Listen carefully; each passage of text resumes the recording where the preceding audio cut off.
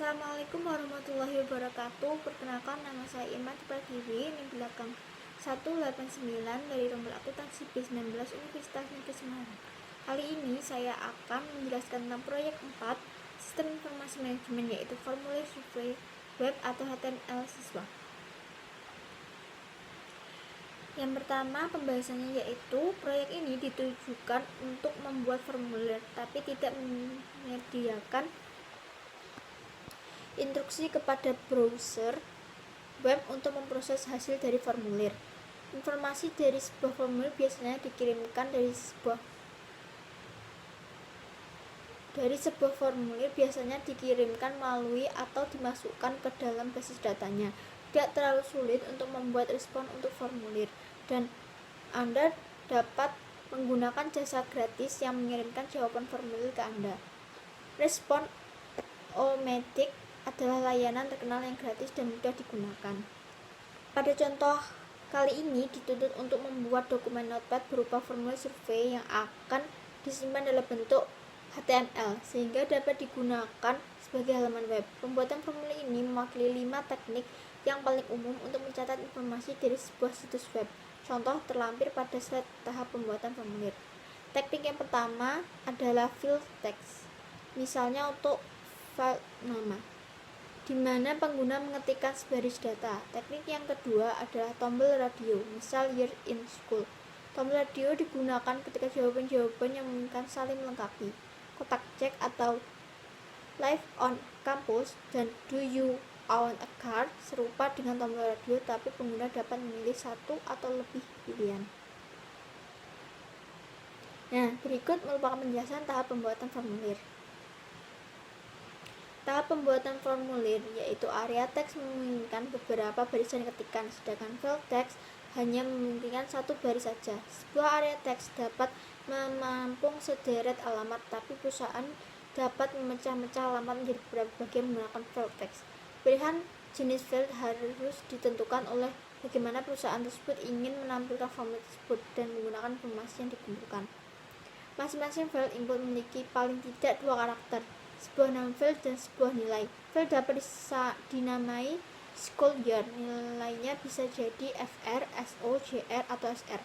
Pengguna dapat melihat informasi yang ditampilkan di layar komputer, tapi komputer mengenali nama field dan nilai yang dialokasikan untuk field tersebut. Yang berikut merupakan gambar tahap pembuatan atau bagian-bagiannya. Masing-masing baris di atas disebut tag. Ada tag pembuka dan ada tag penutup. Untuk menuliskan tag penutup, cukup tambahkan slice atau garing di depan tag pembuka. Sebagian besar tapi tidak semua tag memiliki tag penutup. Anggaplah tag ini sebagai cara kita berbicara dengan browser, atau lebih tepat memberikan perintah. Yang baru saja Anda katakan pada browser adalah ini adalah awal dokumen HTML dan ini adalah akhir dokumen HTML. Selanjutnya yaitu formulir ini tidak jauh berbeda dengan proyek-proyek sebelumnya. Perbedaan yang paling signifikan adalah pada baris 6 dan 47 dari kode HTML yang digunakan untuk membuat formulir tersebut. Ingatlah bahwa baris bernomor pada figur ini hanyalah berfungsi sebagai titik referensi. Bagian tersebut tidak akan muncul dalam file kode HTML untuk halaman web. Perintah form dan slice form memberitahu browser web akan mencatat informasi dari pengguna. Tanpa perintah ini untuk memulai dan mengakhiri formulir halaman web tidak mencatat informasi dari pengguna. Selanjutnya di sini ada gambar figur P4.3 yaitu tabel. Anda dapat melihat bahwa kontak informasi berada di dalam sebuah tabel. Kolom yang pertama memberikan label untuk formulir tersebut. Baris 14 dan 18 adalah perintah yang menangkap input untuk field name dan email. Baris ke-23 hingga 26 menampilkan pilihan untuk tingkatan kelas. Field name haruslah sama untuk tombol radio. Pada contoh ini, nama yang dicantumkan selalu school year. Satu-satunya yang dapat dilihat dari baris 23 adalah tombol radio dan kata freshman. Lalu perhatikan 4 fitur penting mengenai baris 23, jenis field, nama field, nilai field, dan fakta bahwa pilihan ini sudah memiliki tanda cek dari awal. Jenis field radio menyebabkan browser Web memberi lingkaran yang dapat dimasukkan dengan sebuah klik mouse. Perhatikan field value pada baris ke-23 ketika lingkaran sebelum frase freshman dipilih, komputer tersebut memasukkan nilai FR pada field school year. Pengguna halaman web melihat frase freshman tapi browser melihat nilai FR ketika lingkaran tersebut dipilih. Lalu ada bagian-bagian formulir. Contoh, tombol radio harus digunakan untuk pilihan eksklusif di mana jumlah pilihan yang tersedia terbatas. Jika terdapat banyak pilihan, pilihan ini dapat memakan tempat yang amat banyak pada halaman web. Jika seorang pengguna dapat memilih lebih dari satu pilihan, kotak cek harus digunakan. Di sini ditampilkan kotak cek untuk menangkap informasi di mana seorang siswa tinggal dan apakah siswa tersebut memiliki sebuah mobil.